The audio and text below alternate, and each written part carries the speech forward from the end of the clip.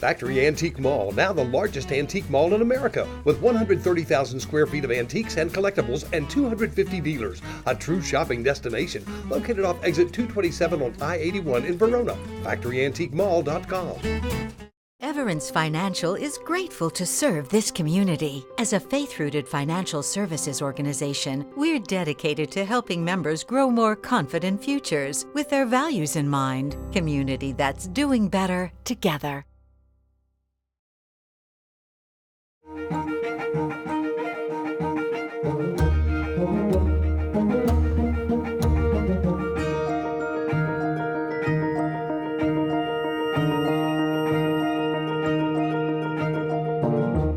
This is the Lisenby Museum, and it actually is the display area for the Madison Art Collection.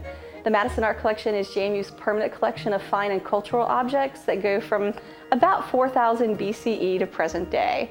So we change out exhibits in this space about 4 times a year. One of the things that we've really tried to do with this space is to showcase various aspects of the collection. So we've done things like the Life of Christ, which we did last Christmas time. Most recently, we've done a venue or a display on medieval manuscripts. Right after this exhibition, we're doing one on West African masking. So as you can see, we've got a nice range. We've done things, for example, on Zen Buddhism.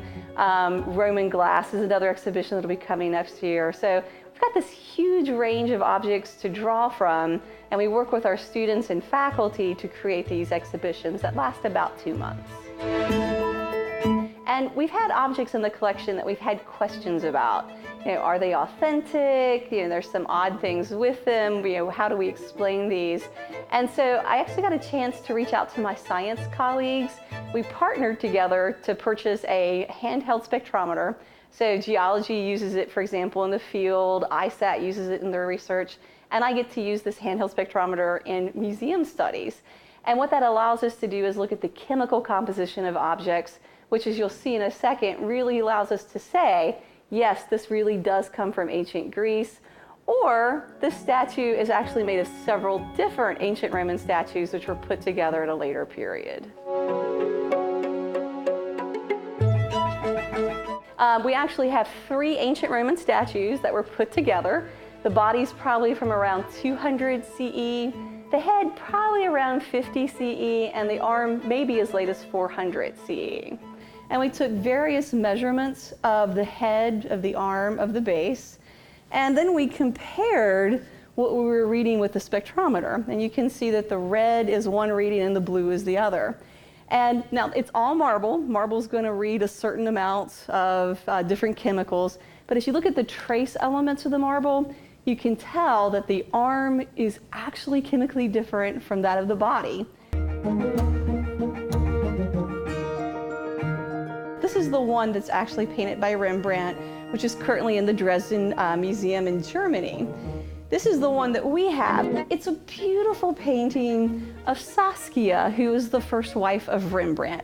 We love Rembrandt, everybody knows Rembrandt. Anton Riedel, who was the court painter to Emperor Augustus III, and he probably painted it somewhere in the 1750s when he was visiting Dresden, Germany. So I want you to pay particular attention to the hat, to the face, and then to the dress and all that beautiful jewelry that Saskia is wearing.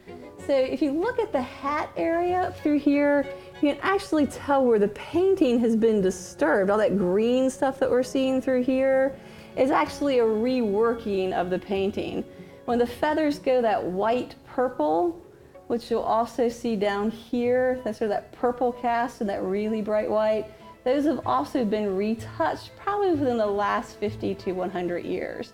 But if you look at any artwork underneath a UV light, you're going to see things that you can't see using regular light. You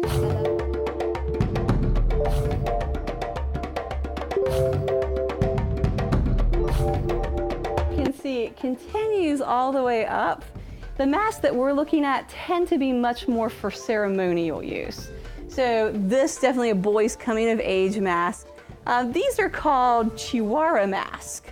And they are usually danced as a couple because you have the male Chiwara and he's got this beautiful mane that usually represents the sun. His wife, his mate, And the female Chihuahua, as you see, doesn't have that big, wonderful, bristly mane. Instead, she's got a little baby on her back. So it's an interesting thing because it's really the ceremony, the connection, that really is the important thing.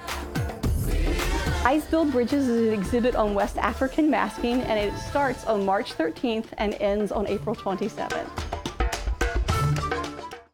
Hey Virginia is a production of viewer-supported WVPT Public Media. WVPT relies on contributions from viewers like you.